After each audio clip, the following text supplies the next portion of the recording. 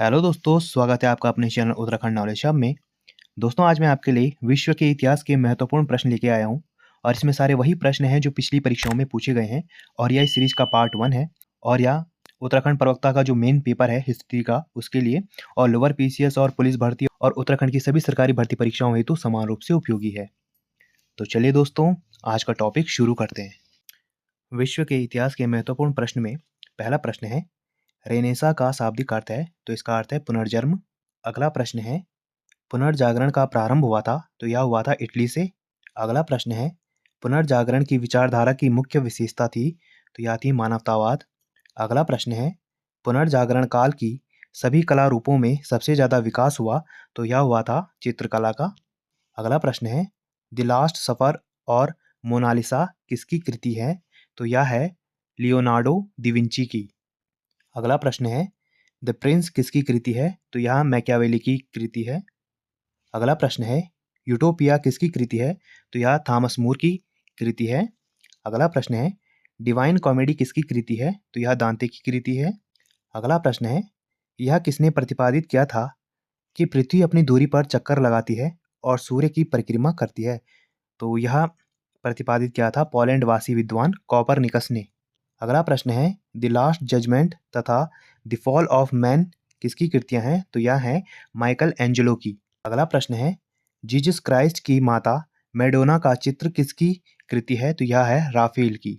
अगला प्रश्न है, पुनर्जागरण काल में चित्रकला का जनक किसे माना गया है, तो यह माना गया है जियाटो को। अगला प्रश्न है, द प्रेज ऑफ फॉली पुस्तक में किस पर व्यंग्य किया गया है, तो यह किया गया है पादरियों के अनैतिक जीवन और ईसाई धर्म की कुरीतियों पर। अगला प्रश्न है, जर्मन भाषा में बाइबल का अनुवाद किसने किया, तो यह किया मार्टिन लूथर ने। अगला प्रश्न है, धर्म सुधार आंदोलन की शुरुआत कब हुई, तो ये हुई थी 16वीं सदी में। अगला प्रश्न है, धर्म सुधार आंदोलन का प्रवर्तक किसे माना गया, तो यहाँ माना गया मार्टिन लूथर को। अगला प्रश्न है, धर्म सुधार आंदोलन की शुरुआत कहाँ हुई, तो यह हुई थी इंग्लैंड में। अगला प्रश्न है, अमेरिका की खोज किसने की थी, तो यह की थी क्रिस्टोफर कोलंबस ने। अगला प्रश्न है, अमेरिका को पूर्ण स्वतंत्रता कब मिली, तो यह मिली उसे 4 जुलाई 1776 को। अगला प्रश्न है, किसके नाम पर अमेरिका का नाम अमेरिका पड़ा, तो यह पड़ा अमेरिको वेस्पुसी। अगला प्रश्न है, प्रशांत महासागर का नामकरण किसने किया, तो यह किया था मैगलन ने। अगला प्रश्न है, समुद्री मार्ग से पूरी दुनिया का चक्कर लगाने वाला व्यक्ति कौन था, तो वो था मैगलन। अगला प्रश्न है, अमेरिका में ब्रिटिश औपनिवेशिक साम्राज्य की नींव कब रखी गई, तो यह रखी गई जेम्स प्रथम के शासनकाल में। अगला प्रश्न है, रेड इंडियन कहाँ के मूल निवासी हैं, तो यह अमेरिका के मूल निवासी हैं। अगला प्रश्न है, अमेरिका की आज़ादी की लड़ाई कब खत्म हुई, तो यह 1783 में खत्म हुई पेरिस की संधि के मुताबिक। अगला प्रश्न है, अमेरिका स्वतंत्रता संग्राम के नायक कौन थे, जो बाद में अमेरिका के राष्ट्रपति बने, तो वो थे जॉर्ज वॉशिंगटन। अगला प्रश्न है, बोस्टन की चाय पार्टी किस लिए जानी जाती है, तो यह जानी जाती है अमेरिका स्वतंत्रता संग्राम के तात्कालिक कारण के लिए। अगला प्रश्न है, बोस्टन की चाय पार्टी घटना का नायक कौन था, तो वो था सैमुअल एडम्स। अगला प्रश्न है, प्रजातंत्र की नींव सर्वप्रथम किस देश में हुई, तो यहाँ अमेरिका में हुई। अगला प्रश्न है, आधुनिक गणतंत्र की जननी किसे कहा जाता है, तो यह अमेरिका को कहा जाता है। अगला प्रश्न है, धर्मनिरपेक्ष राज्य की स्थापना सबसे पहले कहाँ हुई, तो यह अमेरिका में हुई। अगला प्रश्न है, अमेरिका की आज़ादी के दौरान अमेरिकियों का नारा क्या था, तो उनका नारा था प्रतिनिधित्व नहीं तो कर नहीं। अगला प्रश्न है, संसार से सर्वप्रथम लिखित संविधान कहाँ लागू हुआ, तो यह लागू हुआ 1789 में संयुक्त राज्य अमेरिका में। अगला प्रश्न है, विश्व का पहला देश जिसने मनुष्यों की समानता और उसके मौलिक अधिकारों की घोषणा की, तो वह था संयुक्त राज्य अमेरिका। अगला प्रश्न है, अमेरिका में दासों के आयात को कब अवैध घोषित किया गया, तो यह 1808 ईस्वी में घोषित किया गया। अगला प्रश्न है, अब्राहम लिंकन किस साल अमेरिका के राष्ट्रपति बने, तो यह 1860 ईस्वी में अमेरिका के राष्ट्रपति बने। अगला प्रश्न है, अमेरिका में दक्षिण एवं उत्तरी राज्यों के बीच गृहयुद्ध की शुरुआत कब हुई, तो यह हुई 12 अप्रैल 1861 ईस्वी में। अगला प्रश्न है, 1 जनवरी 1863 ईस्वी को किसने दास प्रथा का उन्मूलन किया, तो यह किया था अब्राहम लिंकन ने। अगला प्रश्न है, लोकतंत्र जनता के द्वारा और जनता के लिए शासन है, ये कथन किसका है? तो यह कथन है अब्राहम लिंकन का। अगला प्रश्न है, अब्राहम लिंकन की हत्या किसने और कब की? तो यह की जॉन विल्कीज बूथ ने 4 मार्च 1865 ईस्वी में। अगला प्रश्न है, अमेरिका गृह युद्ध कब खत्म हुआ? तो यह 26 मई 1865 ईस्वी को खत्म हुआ। अगला प्रश्न है, अमेरिका फेलोसोफिल सोसाइटी की नींव किसने रखी? तो यह रखी बेंजामिन फ्रैंकलिन ने। अगला प्रश्न है, फ्रांस की राज्य क्रांति कब हुई? तो यह हुई 1789 ईस्वी में। अगला प्रश्न है, किसके शासनकाल में फ्रांस की राज्य क्रांति हुई? तो यह हुई थी लुई 16वें के शासनकाल में। अगला प्रश्न है, राज्य क्रांति के समय फ्रांस में कौन सी व्यवस्था थी? तो फ्रांस में सामंती व्यवस्था थी। अगला प्रश्न है, फ्रांस का राष्ट्रीय दिवस कब मनाया जाता है? तो यह 14 जुलाई को मनाया जाता है। अगला प्रश्न है, समानता, स्वतंत्रता और भाईचारे का नारा किसकी देन है? तो यह फ्रांस की राज्य क्रांति की देन है। अगला प्रश्न है, टैले क्या था? तो यह एक प्रकार का भूमिकर था। अगला प्रश्न है, मैं ही राज्य हूँ और मेरी ही शब्द कानून है, ये कथन किसका है? तो यह लुई 14वें का कथन है। अगला प्रश्न है, वर्साई के शीश महल का निर्माण किसने करवाया? तो यह करवाया था लुई 14वें ने। अगला प्रश्न है, लुई 14वां ने किसे फ्रांस की राजधानी घोषित किया? तो उसने वर्साई को फ्रांस की राजधानी घोषित किया।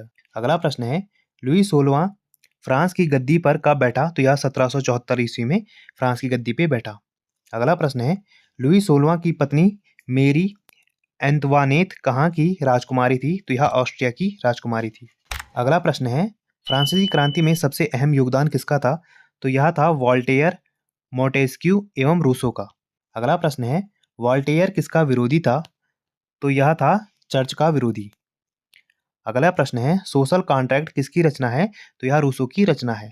अगला प्रश्न है, स्टेट्स जर्नल के अधिवेशन की शुरुआत कब हुई? तो यह 5 मई 1789 को हुई। अगला प्रश्न है, मापतौल की दशमलव प्रणाली किसकी देन है? तो यह फ्रांस की देन है। अगला प्रश्न है, सांस्कृतिक राष्ट्रीयता का जनक किसे कहा जाता है?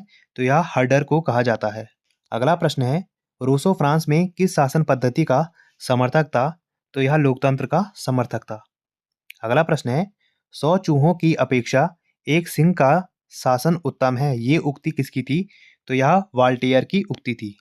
अगला प्रश्न है, लेट्स ऑन इंग्लिश किसकी रचना है? तो यह वॉल्टेयर की रचना है। अगला प्रश्न है, कानून की आत्मा की रचना किसकी है? तो यह मोंटेस्क्यू की रचना है। अगला प्रश्न है, इंग्लैंड को बनियों का देश सबसे पहले किसने कहा था? तो यह नेपोलियन ने कहा था। अगला प्रश्न है, राष्ट्रीयता का संदेशवाहक किसे माना जाता है? तो यह नेपोलियन बोनापार्ट को माना जाता है। अगला प्रश्न है, आधुनिक फ्रांस का निर्माता किसे माना गया है? तो यह नेपोलियन को माना गया है। अगला प्रश्न है, नेपोलियन को और किस नाम से जाना जाता था? तो इसे लिटिल कारपोरल के नाम से जाना जाता था। अगला प्रश्न है, नेपोलियन का जन्म कब हुआ? तो इसका जन्म 15 अगस्त 1769 ईस्वी में हुआ। अगला प्रश्न है, नेपोलियन का जन्म किस जगह पर हुआ? तो इसका जन्म कोर्सिका द्वीप की राजधानी अजासियो में हुआ। अगला प्रश्न है, नेपोलियन के पिता का क्या नाम था? तो उनका नाम कार्लो बोनापार्ट था। अगला प्रश्न है, नेपोलियन ने कहाँ शिक्षा प्राप्त की? तो नेपोलियन ने ब्रिटेन के सैनिक अकादमी में शिक्षा प्राप्त की। अगला प्रश्न है, नेपोलियन की पहली पत्नी का क्या नाम था? तो उनका नाम जोजेफाइन था। अगला प्रश्न है, नेपोलियन ने इटली में किस देश के प्रमुख को समाप्त किया?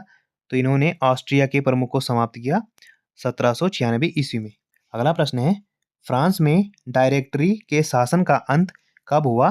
तो यह हुआ 1799 ईस्वी में। अगला प्रश्न है, पहली बार नेपोलियन कब कांसल बना? तो यह 1799 ईस्वी में कांसल बना। अगला प्रश्न है, बैंक ऑफ फ्रांस की स्थापना किसने की? तो यह 1800 ईस्वी में नेपोलियन ने की। अगला प्रश्न है, इंग्लैंड के कारोबार का बहिष्कार करने के लिए नेपोलियन ने किस व्यवस्था का सूत्रपात किया? तो यह किया था महाद्वीपीय व्यवस्था का सूत्रपात। अगला प्रश्न है, जीवन भर के लिए नेपोलियन कब कांसल बना? तो यह 1802 ईस्वी में कांसल बना। अगला प्रश्न है, नेपोलियन फ्रांस का सम्राट कब बना? तो यह 1804 ईस्वी में फ्रांस का सम्राट बना। अगला प्रश्न है, इटली की एकता का जन्मदाता कौन था? तो यह नेपोलियन था।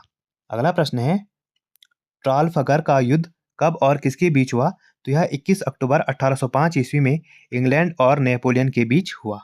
तो दोस्तों, आज हमने विश्व के इतिहास के महत्वपूर्ण प्रश्नों को जाना, जो कि परीक्षा की दृष्टि से बहुत ही महत्वपूर्ण है और यह सारे प्रश्न पिछली परीक्षाओं में पूछे गए हैं, जो कि परीक्षा की दृष्टि से बहुत ही महत्वपूर्ण है। तो दोस्तों, ऐसे ज्ञानवर्धक वीडियोज़ के लिए आप मेरे चैनल को लाइक कीजिए, कमेंट कीजिए, शेयर कीजिए, सब्सक्राइब कीजिए और मुझे इंस्टाग्राम पे फॉलो कीजिए। और इस वीडियो की पीडीएफ फाइल के लिए आप मुझे मेरे टेलीग्राम पर ज्वाइन कीजिए, वहाँ आपको इस वीडियो का पीडीएफ फाइल मिल जाएगा। और जितना हो सके इस वीडियो को अपने यार दोस्तों के साथ शेयर कीजिए और मेरे चैनल को ज़्यादा से ज़्यादा सब्सक्राइब कीजिए। Thank you.